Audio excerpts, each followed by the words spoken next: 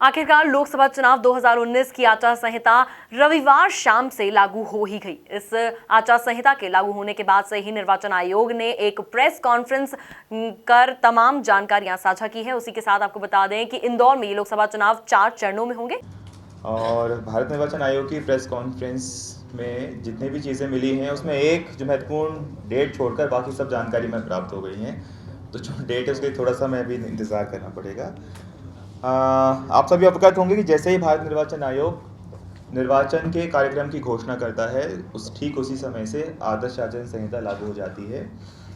भारत निर्वाचन आयोग द्वारा लोकसभा 2019 का निर्वाचन कार्यक्रम जारी किया जा चुका है, जिसमें मध्य प्रदेश में 4 चरणों में चुनाव आयोजित किए जाएंगे। पहले चरण की जो मतदान है वो अप्रैल 29 को होगा, जिसमें 6 सीट्स कवर होंगी, 6 लोकसभा सीट्स कवर होंगे। अगला चरण 6 मई को होगा, जिसमें 7 लोकसभा की सीट्स पे मतदान किया जाएगा। तीसरा चरण, तीसरी जो तिथि है मतदान की मध्य प्रदेश में वो है 12 मई, जिसमें 8 सीट्स कवर होंगे। और चौथा जो फेज़ होगा जिसमें 8 फिर से लोकसभा की सीट्स कवर होंगे, ये 19 मई को होगा। इस तरह से 4 चरणों में अप्रैल 19, मई 6, मई 12 और मई 19 को मतदान किया जाएगा। इंदौर का जो संसदीय निर्वाचन क्षेत्र है उसका जो क्रमांक है वो 26 है, जिसमें वर्तमान में कुल 8 विधानसभा क्षेत्र आते हैं। और इन 8 विधानसभा क्षेत्र में देपालपुर, इंदौर क्रमांक 1, इंदौर क्रमांक 2, इंदौर क्रमांक 3, क्रमांक 4, इंदौर क्रमांक 5, राऊ और सांवेर सम्मिलित हैं। जो विधानसभा क्षेत्र मऊ है वो धार संसदीय क्षेत्र क्रमांक 25 में सम्मिलित है। इंदौर ज़िले में कुल मतदाता 25,70,450 हैं, जिनमें से इंदौर जो संसदीय क्षेत्र क्रमांक 26 है उनमें कुल मतदाताओं की संख्या है 23,17,335, जिसमें 11,91,646 मतदाता पुरुष हैं। इंदौर विधानसभा क्षेत्र क्रमांक 26 में कुल मतदाताओं की संख्या 23,17,335 है। इनमें से जो पुरुष मतदाता हैं इनकी संख्या 11,91,646 है, 11,91,646 पुरुष, 11,25,491, 11,25,491 महिला हैं और 198 थर्ड जेंडर हैं, 198। इस प्रकार कुल 23,17,335 मतदाता हैं, 2317335 में। हमारे ज़िले का जो ईपी रेशियो है, यानी हमारी जो जनसंख्या है उसके अगेंस्ट में कितने व्यक्ति ऐसे हैं जो मतदाता सूची में जिनका नाम जुड़ चुका है, उसका जो रेशियो है वो है 64.55, 64.55। मतदाता सूची के आधार पर जो जेंडर रेशियो है वो है 945, 945। मतदाता सूची का अंतिम प्रकाशन दिनांक 22/2/2019 को किया जा चुका है। उसकी कॉपी जो है टेक्स्ट कॉपी को PDF फॉर्म में सभी राजनीतिक और मान्यता प्राप्त राजनीतिक दलों को दी जा चुकी है। इसके अतिरिक्त मार्च 2 और 3 को सभी BLOs को ये निर्देश दिए गए थे कि वो पुनः अपने बूथ में बैठेंगे, और अभी भी अगर कोई व्यक्ति या मतदाता जो पात्र है उसका नाम अगर छूट गया है मतदाता सूची में तो वो नाम जुड़वा सकते हैं।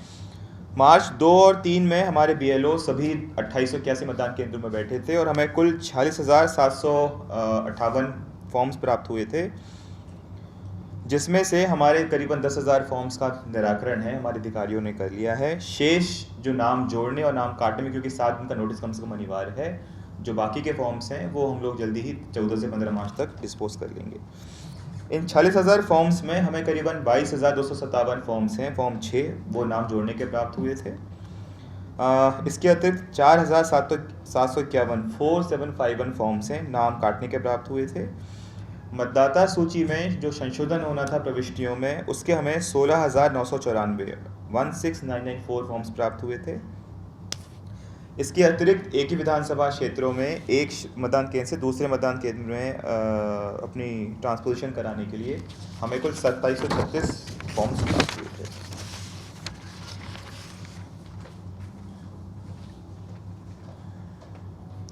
जो फॉर्म्स हमें 22/2/2019 तक प्राप्त हुए थे उसमें से अधिकांश जो मतदाता हैं, करीबन 99% मतदाताओं के इपिक कार्ड का डिस्ट्रीब्यूशन भी हो चुका है। और हमें जो 40,000 फॉर्म्स अभी नए मिले हैं 2 और 3 तारीख में, इसका काम अभी जारी है। हम प्रयास करेंगे कि 25 मार्च तक इन सभी मतदाताओं को उनके नए एपिक कार्ड भी डिस्ट्रीब्यूट कर दिए जाएँ। 25 जो संसदीय क्षेत्र है, इसमें हमारे कुल मतदान केंद्र की संख्या है 2575 हो गई है। पूरे ज़िले में जो कुल मतदान केंद्र हैं उनकी संख्या 2881 है। 306 मतदान केंद्र जो धार संसदीय क्षेत्र में जाएंगे, मऊ विधानसभा क्षेत्र के, वो 306 हैं। लोकसभा निर्वाचन के लिए हमारे जो प्रत्येक मतदान दल का गठन होगा, उसकी कार्यवाही हमने प्रारंभ कर दी है। प्रथम चरण में 8 से 10 मार्च के बीच में इनकी ट्रेनिंग्स भी हुई हैं। इस बार भारत निर्वाचन आयोग के निर्देश हैं कि विधानसभा चुनाव के समय जो व्यवहारिक कठिनाइयाँ आई थी, जो व्यवहारिक दिक्कतें आई थीं, तो प्रशिक्षण पर इस बार विशेष जोर देने के निर्देश हैं, ताकि हमारे जो पीठासीन अधिकारी हैं और जो मतदान दल के कर्मी हैं, उनको कोई भी कन्फ्यूजन ना हो और जो मतदान की प्रक्रिया किसी भी कारण, तकनीकी या मैन पावर कारण से दूषित ना हो। इसलिए इस बार विशेष जोर देने का निर्देश दिया गया है उनके प्रशिक्षण कार्यक्रम में। निर्वाचन घोषणा के साथ साथ ज़िले स्तर से और हमारे जो निर्वाचन का क्षेत्र होता है, उसमें हमें कई कार्रवाइयाँ करनी होती हैं, कई आदेश जारी करना अपेक्षित है। वो कार्रवाई भी हमने पूरी कर ली है। सर्वप्रथम हमने CRPC 144 का आदेश जारी कर दिया है, जो तत्काल प्रभाव से लागू हो गया है। उस आदेश के लागू होने के बाद बिना अनुमति के किसी भी तरह का धरना, प्रदर्शन या रैली में प्रतिबंध किया गया है। किसी भी व्यक्ति, संस्था या राजनीतिक दल को यदि कोई रैली आयोजित करनी है, कोई धरना प्रदर्शन आयोजित करना है या ऐसा कोई भी इवेंट ऑर्गेनाइज करना है जहां पे 5 से ज़्यादा लोग सम्मिलित हो सकते हैं, तो उसके लिए उन्हें विधिवत SDM या ADM से अनुमति लेनी पड़ेगी। जितने भी हमारे वर्तमान में शस्त्र लाइसेंस हैं, उनको निलंबित करने का आदेश भी जारी किया जा चुका है। हमारे ज़िले में लगभग 9,300 शस्त्र लाइसेंस हैं, जिसमें से कुछ एग्जम्पशन की श्रेणी में आते हैं, जैसे सिक्योरिटी गार्ड्स होते हैं, बैंक से लोग होते हैं या स्पोर्ट्स पर्सन होते हैं, वो करीबन 1500 हैं। इसके शेष जो हमारे शस्त्र हैं, वो सभी इमीडिएटली हम लोग जमा करने का प्रयास कर रहे हैं। हल नियंत्रण अधिनियम का भी आदेश जारी किया जा चुका है, जिसमें जो बैन अवधि होती है, रात के 10 बजे से सुबह 6 बजे के बीच में लाउड स्पीकर का जो उपयोग है, वो पूर्ण तरह से प्रतिबंधित किया गया है। इसके अतिरिक्त वाहनों में भी जो अगर लाउड स्पीकर किसी को उपयोग करना है, तो उसके लिए भी विधिवत उन्हें संबंधित SDM से अनुमति लेके ही वाहनों में भी लाउड स्पीकर का उपयोग किया जा सकेगा। इसके अतिरिक्त शांतिपूर्ण निर्वाचन के लिए आवश्यक है कि हमारे जो एनफोर्समेंट एजेंसीज़ हैं, जैसे इनकम टैक्स है, पुलिस, हमारे मजिस्ट्रेट्स हैं और एक्साइज है, RTO है, इन सभी को निर्देशित किया गया है कि इनका सभी का स्टाफ मौके पर रहेगा, फील्ड पर रहेगा और जो संबंधित सुसंगत प्रावधान है उनके तहत कार्रवाई करेगा। है कि मॉडल कोड ऑफ कंडक्ट लागू होने का जो सबसे अहम प्रावधान है कि सभी राजनीतिक दलों को अथवा पार्टियों को चुनाव के समान अवसर मिले, एक लेवल प्लेइंग फील्ड इंश्योर करने के लिए जो MCC के प्रावधान है, उसका बहुत ही जो अक्षरशः पालन किया जाना चाहिए प्रशासन के प्रत्येक व्यक्ति से, प्रत्येक अधिकारी से और प्रत्येक इकाई से, ताकि सभी अभ्यर्थियों को या राजनीतिक दलों को चुनाव में समान अवसर प्राप्त हो सके। इसके निर्देश हमने ऑलरेडी जारी कर दिए हैं। RPA 134 सेक्शन में प्रावधान दिया गया है कि चुनाव की कोई भी शासकीय कर्मचारी किसी भी राजनीतिक व्यक्ति अथवा दल की कोई कैनवसिंग नहीं करेगा, चुनाव प्रचार में भाग नहीं लेगा। इसके बारे में भी सभी अधिकारियों को, कर्मचारियों को निर्देशित कर दिया गया है। यदि कोई उल्लंघन की शिकायत प्राप्त होती है और जांच में वो सही पाई जाती है, तो संबंधित के विरुद्ध कठोर कार्रवाई की जाएगी। पिछले लोकसभा निर्वाचन में जो कुल मतदान का प्रतिशत था, वो 65.14 था, 65.14% वोटिंग हुई थी। इस बार भी हमारा प्रयास रहेगा कि हमारा जो मत प्रतिशत का आंकड़ा हमने विधानसभा निर्वाचन के दौरान 71.46 प्राप्त किया था, उससे अधिक हम लोग लक्ष्य लेके चल रहे हैं। निर्वाचन के विभिन्न कार्यों को ठीक तरह से संपादित करने के लिए, प्लान तरीके से सक्सेसफुल इलेक्शंस कराने के लिए हमने 20 दल गठित किए हैं। प्रत्येक दल में 2 से 3 वरिष्ठ अधिकारी हैं। इसके अलावा जो मास्टर ट्रेनर्स हैं, उनको भी हमने डेप्यूट किया हुआ है, ताकि जो निर्वाचन की जो प्रक्रिया होती है, उसके जो जितने भी हमें स्टेप्स होते हैं, प्रोसीजरल एरर किसी भी स्तर पे ना हो और हमारे सभी अधिकारी जो आयोग के जो निर्देश आते हैं, लेटेस्ट इंस्ट्रक्शंस आ रहे हैं, उनको ठीक से उनका अध्ययन करें, अवलोकन करें और निर्देश में जो कार्यवाही अपेक्षित है उसको तत्काल प्रारंभ करें। इसके लिए हमने 20 जो नोडल अधिकारी हैं उनको हमने डेप्यूट किया है और प्रत्येक नोडल अधिकारी के साथ 2 या 3 हमने विशेष अधिकारी भी नियुक्त किए हैं। को दृष्टिगत रखते हुए ऐसे जितने भी क्षेत्र हैं जहाँ पे कुछ वायलेंस की संभावना होती है या हो सकती है, उसकी मैपिंग का काम हम लोग कर रहे हैं। पिछले विधानसभा इलेक्शंस के तर्ज पे इस बार भी जो वनरेबल हैमलेट्स हैं, पॉकेट्स हैं, उनका सघन दौरा ज़िले के वरिष्ठ अधिकारी द्वारा या तहसील या सब डिवीज़न के जो अधिकारी हैं उनके द्वारा किया जाएगा और एक कॉन्फिडेंस बिल्डिंग मेजर के रूप में वहाँ के जो हैमलेट्स हैं, वहाँ पे जो रहवासी हैं, जो वनरेबल की श्रेणी में आते हैं, उनसे एक जीवन संपर्क स्थापित कर उनका कॉन्फिडेंस बिल्ड किया जाएगा। वर्तमान में हमारे ज़िले में करीबन 150 ऐसे पॉकेट्स हैं, हैमलेट्स जो हमने चिन्हित किए हैं। इसके अतिरिक्त पुलिस प्रशासन के जॉइंट एक्शन से बहुत बड़ी संख्या में प्रतिबंधात्मक कार्यवाही भी प्रारंभ हमने कर दी हैं। वर्तमान में करीबन 4,500 प्रकरण जो विभिन्न मजिस्ट्रेट्स के कोर्ट्स में आए हैं, उनमें प्रतिबंधात्मक कार्यवाही की प्रक्रिया अग्रसर है। वर्तमान में करीबन 1500 प्रकरणों में हम लोग प्रतिबंधात्मक कार्यवाही भी कर चुके हैं। पिछले विधानसभा चुनाव में जो CRPC 107-16 में प्रतिबंधात्मक कार्यवाही हुई थी, उसके उल्लंघन के भी हम लोगों ने काफ़ी बड़ा अभियान चलाया था और इस ज़िले में 122 जो बॉन्ड ओवर की कार्यवाही होती है, अगर उसका कोई उल्लंघन कोई व्यक्ति करता है तो बॉन्ड की जो अवधि होती है, जो शेष अवधि होती है और जो राशि होती है, वो राशि रासत कर ली जाती है और बॉन्ड की जो अवधि होती है उतनी देर के लिए उस व्यक्ति को जेल भेज दिया जाता है। हमने पुनः अपने अधिकारियों को निर्देशित किया है कि बॉन्ड ओवर होने करने के बाद यदि कोई व्यक्ति बॉन्ड की शर्तों का उल्लंघन करता है तो उसके अगेंस्ट में CRPC 122 की कार्रवाई की जाए और उसने जो राशि प्रतिभूति के रूप में जमा की है, राशि जब्त की जाए और बॉन्ड की अवधि जितनी शेष है उतनी अवधि में उस व्यक्ति को जेल भेजा जाए।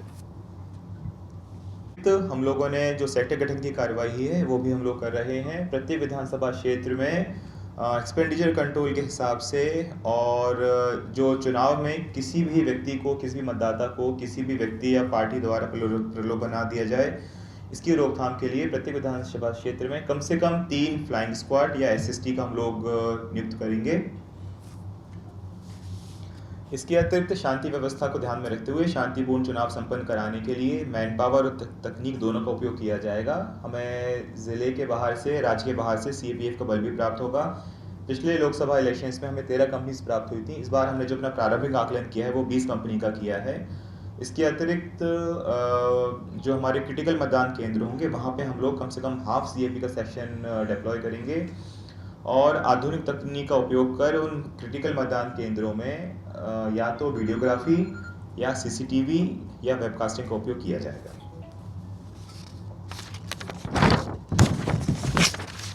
ये बेसिक जानकारी मुझे आपसे शेयर करनी थी और मुझे आप सभी के माध्यम से ये appeal, model code of conduct के प्रावधान है जो हमने आदेश जारी किए हैं, कृपया करके उनका प्रचार प्रसार करें ताकि जो राजनीतिक दल हैं, राजनीतिक व्यक्ति हैं, उन तक की जानकारी पहुँचे। जितनी ज़्यादा जानकारी का आदान प्रदान होगा उतने ज़्यादा MCC के उल्लंघन की कम शिकायतें प्राप्त होंगी। Thank you. आपके कोई प्रश्न हो तो हम लोग ले सकते हैं, प्राप्त हो सकेगा हम सबको। हम लोग वेट कर रहे हैं। मतदाता परिचय पत्र वितरण की बात कही कि 98% हमने वितरित कर दी, तो ये सिर्फ BLO तक पहुँचे या मतदाता तक? ये मतदाता तक पहुँचे। इसकी जानकारी कैसे हो पाएगी? हम लोगों ने सत्यापन कराया है। अगर आपके पास ऐसे कोई जानकारी है कि किसी नए मतदाता को पत्र नहीं मिला तो आप हमें बताइए, उसको फॉलो करेंगे। दूसरा मेरा ये प्रश्न था कि सी विजिल को लेकर आयोग ने एक निर्देश दिए थे कि एक सेल्फी पॉइंट बनाया जाए, कार्टून लगाया जाए, स्टिकर्स लगाया जाए तो और उसमें प्रतियोगिता लगाई जाए, तो हमने उसके लिए इस क्षेत्र में अभी तक कितना काम किया? सी विजिल भारत निर्वाचन आयोग द्वारा एक बड़ा ही अत्याधुनिक ऐप है जहां पे मॉडल कोड ऑफ कंडक्ट के उल्लंघन की शिकायतें हमें प्राप्त होती हैं और शिकायतकर्ता को चाहे उसकी स्वेच्छा पर है, अगर वो चाहे तो अपना नाम गोपनीय भी रख सकते हैं, उनका मोबाइल नंबर डिस्प्ले नहीं होता है। सी विजिल ऐप में जहां भी उल्लंघन हुआ है वहां पे आपको जाके वहां का वीडियो या फोटो आप क्लिक करके अपलोड कर सकते हैं। इसके प्रचार प्रसार के लिए विधानसभा चुनाव में भी काफ़ी प्रयास किए गए थे। हमने राजनीतिक दलों को भी सूचित किया था, आम मतदाताओं को सूचित किया। जब हमारा स्वीप का कैंपेन चलता है तो हम लोग इसके बारे में, इस ऐप के बारे में बताते हैं। इसके अलावा सी ऑफिस से भी कई बार सी विजिल ऐप के बारे में विज्ञापन और इश्तेहार भी जारी हुए हैं। हम लोग उसको पुनः लोकसभा निर्वाचन के लिए दोहराएंगे। मेरा प्रश्न दूसरा था, आयोग का निर्देश था कि आचार संहिता लगने से पहले हमें ये काम करना है कि आपका सेल्फी पॉइंट बनना चाहिए और स्टिकर्स और प्रतियोगिता। नहीं ऐसा इस पर जो निर्देश है सर। हाँ मैं बता रहा हूँ, सी विजिल जो ऐप होता है जो कार्यशील होता है वो इलेक्शन अभी अनाउंसमेंट हुआ है, अगली चरण होगी इलेक्शन की नोटिफिकेशन की। तो सी विजिल ऐप जो पिछले चुनाव विधानसभा चुनाव में जो लाइव हुआ था वो इलेक्शन की नोटिफिकेशन डेट से हुआ था। अभी हमारे पास समय है, हम लोग कार्रवाई करें। सर अभी जो कार्यक्रम होते हैं गेयर वगैरह जो इम्प्लीमेंट करती है उनकी क्या स्थिति रहेगी, इस बार उनको परमिशन मिलेगी या नहीं मिलेगी, या आचार संहिता के चलते जो है वो उनको किस प्रकार का रहेगा? आचार संहिता में हाँ, आचार संहिता की अवधि के दौरान जो ट्रेडिशनल रूप से जो चीज़ें होती आ रही हैं या जो त्यौहार होते हैं उसको मनाने के में कोई रोक नहीं है। रोक होती है उन निर्देशों की कि उनके मनाने के दौरान उनका उपयोग एक तो राजनीतिक रूप से ना हो और कोई भी राजनीतिक दल या अभ्यर्थी या व्यक्ति इस तरह के आयोजनों का पॉलिटिकल यूज़ ना करे। वो कंडीशन को ध्यान में रखते हुए जो आयोजित जो पूर्व से होते आ रहे हैं वो किए जाएंगे। सर आपने कहा था कि अभी भी नाम जुड़वाने के लिए वो क्या किस तरह से इसके लिए नाम जोड़ने के लिए जो संबंधित ERO हैं वहाँ पे आप आवेदन दे सकते हैं, बट मैं सजेस्ट करूँगा कि हमारा जो एक नेशनल वोटर सर्विस पोर्टल है NVSP उस पर अगर आप लॉगिन करेंगे तो बहुत आसान तरीका है और उसका पूरा रिकॉर्ड मेंटेन होता है और अभी भी हम मतदाता हैं जिनका नाम छूट गया वो अपना नाम जुड़वा सकते हैं। सर 14 में कितने संवेदनशील केंद्र थे और अति संवेदनशील कितने थे और अभी 19 में कितने हैं? 3 केंद्रों का जो प्रारंभिक चिन्हांकन है करीबन अभी हमने 350 केंद्रों का चिन्हांकन किया है, लेकिन ये एक डायनामिक फिगर होता है कि जैसे ही हमारे कैंडिडेट्स अनाउंस होंगे और कैंडिडेट फाइनलाइज होंगे उसके बाद इसको हम अंतिम रूप देते हैं। एज ऑफ नाउ हमारे पास जो आंकड़ा है वो करीबन 350 मतदान केंद्रों का आंकड़ा है। 14 का आंकड़ा मेरे पास अभी नहीं, मैं आपको पूछ लूँगा।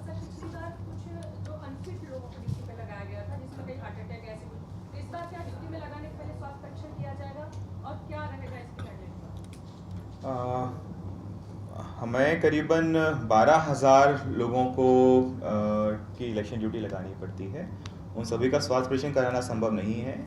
हमने फरवरी में ही जो कंट्रोलिंग अधिकारी हैं उनको निर्देशित किया था कि आपने जो डेटाबेस हमें प्रोवाइड किया है उस डेटाबेस को आप अपडेट कर दें। अगर उसमें किसी का ट्रांसफ़र हुआ है, कोई गंभीर बीमारी से पीड़ित है या कोई रिटायर हो गए हैं, इस तरह के जो डेटाबेस है वो क्लीन कर लें। अगर इसके बाद भी विभागों के द्वारा वो कार्य नहीं किया गया है और किसी ऐसी व्यक्ति की ड्यूटी लग गई है जो गंभीर बीमारी से पीड़ित है या कोई इसको और एलिमेंट है, उसको हमें ड्यूटी चेंज कर दें, उसमें कोई इशू नहीं। सर उम्मीदवार के लिए खर्चे की सीमा क्या रहेगी? अभी कितना है उम्मीदवार की? 70 लाख है ना? चेंज 70 लाख है, चेंज नहीं हुआ। सर पिछली विधानसभा तो नकदी पकड़ने का काम हो रहा था वो बहुत ज़्यादा हुआ था और छोड़ने में उससे ज़्यादा प्रॉब्लम हो रही थी सर, जो कि पॉलिटिकल यूज़ में वो केस हो ही नहीं रही थी सर। जितनी भी केस पकड़ी गई थी वो सब मैक्सिमम व्यापारियों की पकड़ी गई। तो सर इस बार उसको अपन कैसे करेंगे सर ताकि कि व्यापारी परेशान नहीं हो सर? मतलब सर सड़क पे रेट डालते थे, समझ में आता था चेकिंग करके, लेकिन किसी के ऑफिस में घुस करके उसका पैसा पकड़ा जाता था, वो कितना सही और अब इस बार किस तरीके से? मगर सर अगर गाड़ी में लेके भी जा रहा है सर आदमी 2-3 लाख तो उसमें उसकी सर उसकी दुकान का कैसे? पेट्रोल पंप वालों की केस पकड़ ली सर। जो भारत निर्वाचन आयोग के निर्देश हैं FST के लिए या SST के लिए, वो उसमें स्पष्ट इस बात का उल्लेख है कि यदि वो वैलिड ट्रांजैक्शन का कैश है, उनके पास जिस व्यक्ति से वो कैश सीज किया जा रहा है, यदि वो ये सब उनके पास पूरा डॉक्यूमेंट्स हैं या बैंक का ट्रांजैक्शन है, तो ऐसे कैश को सीज करने का कोई औचित्य नहीं है, उसको तत्काल प्रभाव से रिलीज़ किया जाना चाहिए। इसके लिए ज़िला स्तर पे जो एक 3 स्तरीय कमेटी भी बनी हुई है, वो कमेटी का हमने गठित कर दिया है और हमारी जो FST और SST की जो ट्रेनिंग होनी है, जो प्रशिक्षण होना है, उसमें इस बात पे विशेष जोर दिया जाएगा कि लीगल और इलीगल कैश, ऐसा कैश जो मतदाताओं को बांटने के लिए या किसी अन्य प्रयोजन के लिए उपयोग किया जा सकता है, जो संभावना अगर ऐसी होती है, सिर्फ उस पर ही कार्रवाई करें। नॉर्मल जो लेन देन के जो कैश होते हैं, ट्रांजेक्शन के कैश, जो नॉर्मल डे टू डे वाले जो कैशेस होते हैं, ट्रांजेक्शन के होते हैं, उसमें अनावश्यक व्यवधान ना किया जाए। सर वो बाद में जो पकड़ तो लेते हैं सर, वहाँ तो ठीक है, बाद में छोड़ने सारे सबूत होने के बावजूद भी। मैंने आपको फिर से मैं रिटेट कर रहा हूँ कि कुछ जगह इस तरह की व्यवहारिक दिक्कतें आई होंगी, उसको मैं स्वीकार करता हूँ, लेकिन भविष्य में इस तरह के इंसिडेंसेस या तो ना हो या कम से कम हो, उसकी तैयारी हम लोग करें। सर लोकसभा चुनाव में कितनी मशीनें लगेंगी सर और चुनाव के वितरण के लिए क्या व्यवस्था रहेगी सामग्री? जिस तरह से हमारे 2881 मतदान केंद्र हैं, प्रत्येक मतदान केंद्र पे एक CU, एक BU और एक वीवीपैट का उपयोग किया जाएगा। वर्तमान में हमारे पास पर्याप्त मात्रा में जो EVMs हैं वो वीवीपैट हैं वो उपलब्ध हैं। हमने उनका FLC जो फर्स्ट लेवल चेकिंग होती है वो भी करा ली है, तो वर्तमान में EVM की कोई समस्या नहीं है। मतदान दल को जो सामग्री वितरण की व्यवस्था होती है वो विधानसभा निर्वाचन की तर्ज पर ही हमने मोरलेस वही प्लान किया है इसका। सर, माध्यमिक शिक्षा मंडल ने शिक्षकों को चुनाव ड्यूटी से मुक्त रखने के लिए आपको पत्र लिखा है, उसमें शिक्षकों को किस आधार पर मुक्त रखा है? चुनाव क्योंकि 5 साल में एक बार होते हैं और बहुत महत्वपूर्ण होते हैं और हमारे पास स्टाफ की उपलब्धता हमें देखनी पड़ेगी, ये प्रायोरिटी का काम है। बट जो निर्देश हमें जारी हुआ है इसको हम कंसीडर करेंगे, जितना रिलैक्सेशन दे सकते हैं बिल्कुल दिया जाएगा। चुनाव विधान सामग्री के वितरण में इस बार चेंजेस हुए विधानसभा से? एज ऑफ नाउ तो हमने कोई चेंज प्लान नहीं किया है, क्योंकि लास्ट टाइम का जो फीडबैक था कि वो प्रोसेस काफ़ी स्मूथ, काफ़ी ठीक से अच्छा हो गया था। अगर कोई फीडबैक ही या कोई और सुधार गुंजाइश होगी तो उसको हम लोग प्लान करेंगे। एज ऑफ नाउ तो वही करेंगे। क्षेत्र का की EVM तो हमें रिलीज़ हो गई हैं और अब एक विधानसभा क्षेत्र 5 रह गया, 5 रह गए, 205 रह गया है। उसकी EP शायद कल लगा हुआ है, आ गया है 29 अप्रैल फाइनल है, बट मैं व्हाट्सएप पर अनाउंस नहीं कर पाऊँगा।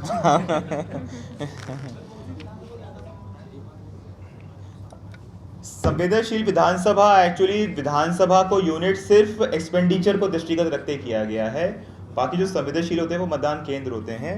लेकिन आपने प्रश्न अच्छा पूछा है तो मैं आपको जानकारी में ला दूं कि हमारे 9 में से 4 विधानसभा ऐसे हैं जो व्यय एक्सपेंडिचर की दृष्टि से सेंसिटिव हैं। ये हैं विधानसभा क्षेत्र क्रमांक 1 204, क्रमांक 2 205, इंदौर 4 207 और राऊ 210। ये 4 विधानसभा क्षेत्र ऐसे हैं जिनको एक्सपेंडिचर व्यय की दृष्टि से सेंसिटिव घोषित किया गया है। पिछली बार 2 लाख फर्जी वोटर ID थे, इस बार उसमें कितनी कमी आई है और कितने सड़ गए सर? अभी भी है क्या कुछ ऐसे वोटर? जो हमारा E-रोल होता है, E-रोल को 100% शुद्ध करने के निर्देश हैं एक। दूसरा, इसके बाद भी कई बार कुछ त्रुटियां अगर आ जाती हैं तो उसको चेक करने के लिए लॉजिकल एरर का कॉन्सेप्ट होता है, जिसमें नाम, जेंडर या आयु या ब्लैंक आ गया है, एपिक नंबर, इस तरह की चीज़ें होती हैं। इसके अलावा DACs होती हैं जो डेमोग्राफिक सिमिलर एंट्रीज होती हैं। कोई 2-3 व्यक्तियों के एक ही नाम के मतदाता अगर हमें दिख रहे हैं उसकी हम लोग जाँच करा सकते हैं। एक ही मतदाता, उनका रिलेशन भी एक ही है, उनकी आयु भी एक ही है, तो इस तरह के करीबन 18-19 क्राइटेरिया होते हैं। उसकी हमने ऑलरेडी जांच करा ली है। वर्तमान में करीबन 5300 मतदाताओं की लिस्ट ऐसी है जो DACs यानी डेमोग्राफिक सिमिलर एंट्रीज की श्रेणी में आ रहे हैं। उसकी कार्रवाई हमारे उसके परीक्षण वो EROs हम कर रहे हैं और जैसे ही वो परीक्षण पूरा हो जाएगा तो एज ऑफ नाउ हम ये नहीं कह सकते कि मतदाता फर्जी हैं, क्योंकि फर्जी मतदाता वही होता है जिसका नाम है लेकिन वो व्यक्ति नहीं है। कलेक्टर साहब, आज आप ट्रांसफर हो गया, अभी सुन रहे हैं एक लिस्ट और आने वाली है, आपका सेटअप ना बिगड़े और जो है अभी बने रहे, तो उसके लिए क्या आप निर्वाचन आयोग से कोई रिक्वेस्ट करेंगे? क्योंकि ऐसा बता रहे हैं कि अभी कुछ लोग और जा सकते हैं, कुछ अधिकारी और जा सकते हैं। ये हालांकि राज्य शासन और CO ऑफिस से जुड़ा मुद्दा है, लेकिन मैं क्योंकि वहाँ रहा हूँ तो अपने एक्सपीरियंस से कहता हूँ कि MCC की आदर्श संहिता की घोषणा होने के बाद राज्य सरकार अपने स्तर से कोई ट्रांसफ़र नहीं कर सकती है। ऐसे केसेस में जो ऐसे अधिकारी और ऐसे व्यक्ति जिनका निर्वाचन से सीधा संबंध है, पुलिस अधिकारी हैं जिसमें TI रैंक तक के अधिकारी, ASI रैंक तक के अधिकारी शामिल हैं, और हमारे जो राजस्व अधिकारी होते हैं, SDM हैं, AROs, एडिशनल कलेक्टर हैं, बिना आयोग की अनुमति के कंकरेंस के अब कोई ट्रांसफर्स नहीं किए।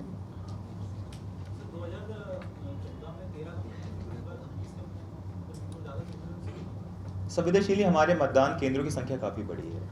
मुझे ऐसा याद आता है कि संभवतः 2014 में 2300 के आसपास संभवतः शायद मतदान केंद्र थे, तो हमारा ऑलमोस्ट 16-17% मतदान केंद्र की संख्या में इजाफा हुआ है। विधान केंद्र नहीं, कंपनी 14 थे, 14 कंपनीज हमें प्राप्त हुए थे विधानसभा में। विधानसभा चुनाव के दौरान हमारे यहाँ 11 प्रकरण उनकी स्थिति क्या है सामने है, और दूसरे जिन्होंने आपराधिक प्रकरण की जानकारी नहीं दी प्रत्याशियों ने, उनकी स्थिति भी मीडिया के सामने आती है। जो पहला प्रश्न है उसमें जो FIR दर्ज हुई थी, जिन्हें हम लेटर ऑफ ऑफेंस कहते हैं, वर्तमान में सिर्फ 7 ऐसे प्रकरण हैं जो विवेचना में लंबित हैं। 10 प्रकरणों में हमने खात्मा या खारिजी कायम कर दिया है और 19 जो समझौता प्रकरण है वो आई मीन चलान पेश हो गया हाँ उसमें चलान पेश हो Under गया trial। वो अंडर ट्रायल है। 11 के खिलाफ एफआईआर करने का चयन हुआ था उसमें। नहीं चयन नहीं, टोटल एफआईआर ही हमारी काफ़ी ज़्यादा हुई थी, सिर्फ 7-11 नहीं हुई थी। नहीं लगभग 50 के आसपास हाँ। एफआईआर हुई हैं, जिसमें से मैक्सिमम में चार्जशीट हो गई और कई में फ़ाइन भी हो गया, जो फाइनेबल थे उसमें फ़ाइन भी हो चुका है। सिर्फ 6 अभी फ़िलहाल जो अभी फिगर 7 का था, एक और उसमें चलान पेश हो गया। 6 ऐसे हैं कि किसी वजह से भी चलान नहीं प्रस्तुत हो पाया, वो भी प्रोसेस में है, बहुत जल्द उसमें भी हो जाएगा। और ये सभी निर्वाचन आयोग के भी डायरेक्शंस हैं कि उसमें जल्द से जल्द उसमें चालान और जो भी फाइनल कार्रवाई है, कोर्ट के जो ट्रायल की कार्रवाई है, वो कंप्लीट करा ली जाए। असामाजिक तत्वों पर कार्रवाई कैसे होती है, और ओवर से या चुनाव बता रहे हैं, तो उसका कुछ अगर असामाजिक तत्वों पर सबसे महत्वपूर्ण जो निर्वाचन के समय हम कार्रवाई करते हैं वो प्रतिबंध 110 जिला बदर और आवश्यकता पड़ने पर एनएसए की कार्रवाई तक की जाएगी। और उसमें ऐसे लोगों की जो संख्या है, जो इनकी जो प्रीवियस रिकॉर्ड है उसको ऑलरेडी लिस्ट किया जा चुका है। 110 की कार्रवाइयाँ प्रारंभ हो चुकी हैं। 107 जैसा सर ने अभी बताया कि करीबन 4 से 5 हज़ार प्रकरणों में इस्तिगाशे प्रस्तुत किए जा चुके हैं, जो डिफरेंट स्टेजेस में है, जिसमें बाउंड ओवर उनको किया जाएगा ताकि वे किसी भी प्रकार से निर्वाचन को प्रभावित नहीं कर सकें। इसके अलावा भी यदि इस दौरान कोई कंप्लेंट्स आती हैं कि किसी को ऐसे जो हमारे वल्नरेबिलिटी मैपिंग की जा रही है उसमें ऐसे इंटिमिडेटर्स सामने आते हैं जो किसी भी प्रकार से चुनाव को प्रभावित कर सके, तो उनके खिलाफ सख्त से सख्त कार्रवाई जो वैधानिक है, जो उनका जो ऑफेंस है वो तो किया ही जाएगा। उसके अलावा उनको प्रिवेंटिव सेक्शंस में भी बाउंड ओवर किया जाएगा। दूसरा, एक अपील सभी लाइसेंसी शस्त्र धारकों से है कि वो सभी जल्द से जल्द अपने जो निकटतम जो उनका थाना है उसमें अपने हथियार जमा करा दें, और जिनको एग्जेम्पशन लेना है वो एग्जेम्पशन की कार्रवाई भी समय पर कंप्लीट करा लें, क्योंकि ये कार्रवाई हम तत्काल आज से ही प्रारंभ कर रहे हैं और उसमें ऐसे लाइसेंसी शस्त्र धारकों का सहयोग हमें अपेक्षित है, क्योंकि ऑलरेडी लाइसेंस सस्पेंड हो चुके हैं। अगर इस प्रक्रिया को शीघ्रातिशीघ्र कंप्लीट नहीं किया जाएगा तो उनके लाइसेंस कैंसिल भी किए जा सकते हैं।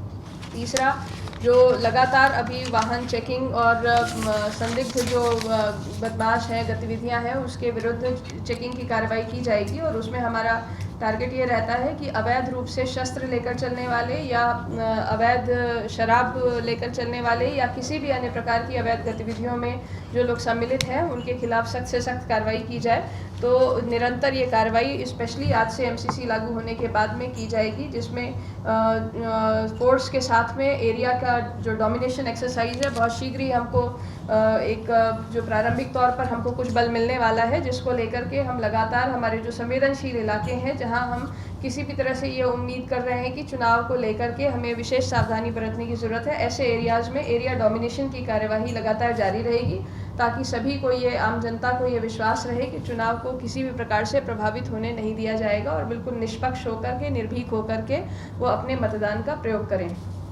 इसके साथ ही साथ जो 144 सीआरपीसी के जो ऑर्डर्स एग्जीक्यूट हुए हैं उनको विशेष रूप से उनका पालन कराया जाएगा, जिसमें बिना अनुमति के किसी भी प्रकार की सभा, जो राजनीतिक सभा, जुलूस, रैली इत्यादि जो निकाली जाती है उस पर उचित धाराओं में कार्रवाई की जाएगी। 144 सीआरपीसी के ऑर्डर्स के वायलेशन पे हम 188 की कार्रवाई करते हैं और निर्वाचन से संबंधित जितने भी जो ऑर्डर्स हैं उनका स्ट्रिक्ट कंप्लायंस हम मौके पर कराएंगे।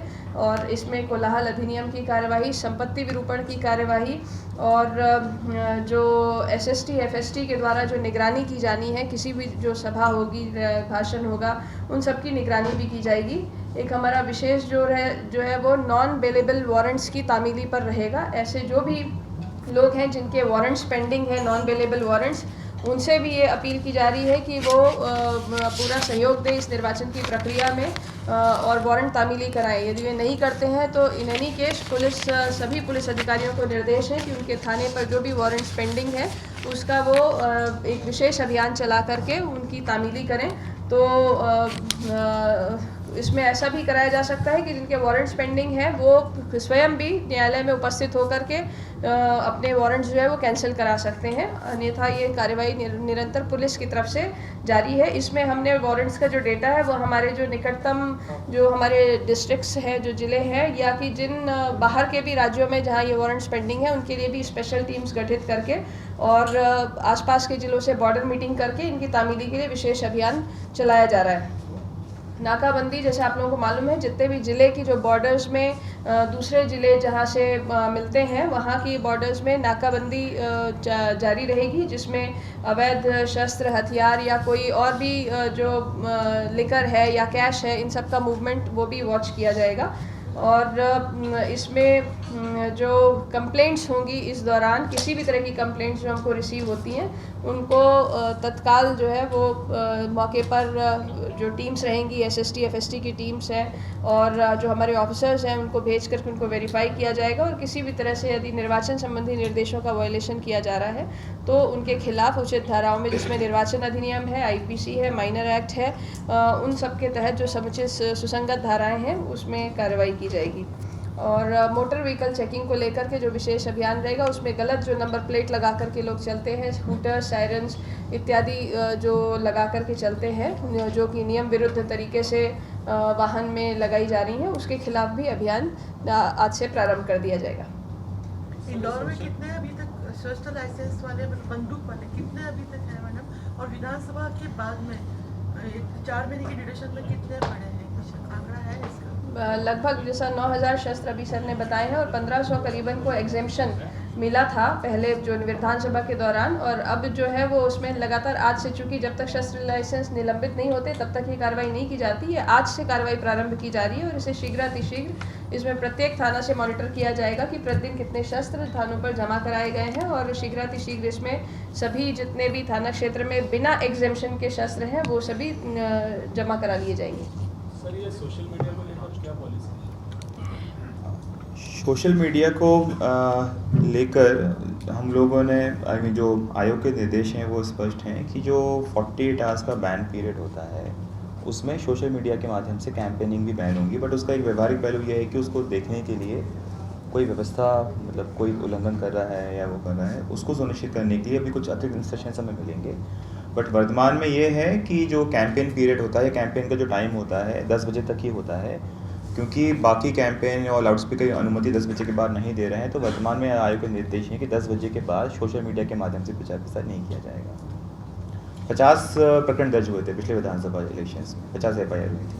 मैडम, जैसा कि आपने बताया कि आज से जांच चालू हो जाएगी, रात को सब गाड़ियों की, तो थोड़ा सा आप अपने अधीनस्थों को ये भी थोड़ा इंस्ट्रक्शन दें कि थोड़ा परिवार के साथ जाने में और बहुत ज़्यादा क्रूएल हो जा रहे हैं, मतलब कई जगह पे। नहीं, इसमें विशेष निर्देश दिए जा रहे हैं कि ऐसे लोगों को टारगेट करें जो गुंडे बदमाश श्रेणी के लोग हों और जिनका संदिग्ध तरीके का जिनका मूवमेंट हो, और स्टाफ को विनम्रता से पेश आने के लिए विशेष निर्देश दिए जा रहे हैं।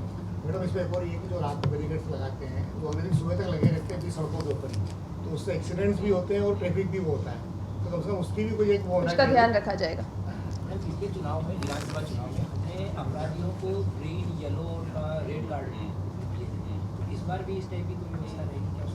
हम पिछले बार का जो ये एक्सपेरिमेंट हुआ था उसकी प्रभावशीलता देख करके यदि आवश्यक हुआ तो बिल्कुल करेंगे। और बेसिकली हम वो जो रेड, येलो और ग्रीन कार्ड देने का जो एक कहना चाहिए कि जो कार्यवाही है उसका उद्देश्य ये है कि जिन लोगों को स्पेशली जिनको लिस्टेड किया गया है उनको प्रिवेंटिव सेक्शंस में जब अगर हमने फाइनल बाउंड ओवर कर ही दिया है तो इवन उसकी भी आवश्यकता नहीं रहेगी, परंतु जैसी आवश्यकता होगी हम उसके अनुसार उसका परीक्षण कर लेंगे।